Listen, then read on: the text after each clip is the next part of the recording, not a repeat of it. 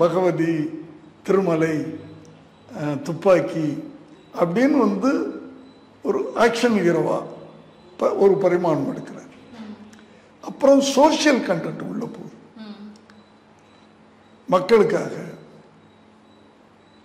அநியாயங்களை எதிர்த்து போராடக்கூடிய ஒரு கதாபாத்திரங்கள். இப்படி ஒரு நாளைய தீர்ப்புன்னு ஒரு டைட்டில் வச்சேன் முதல் படத்துக்கு.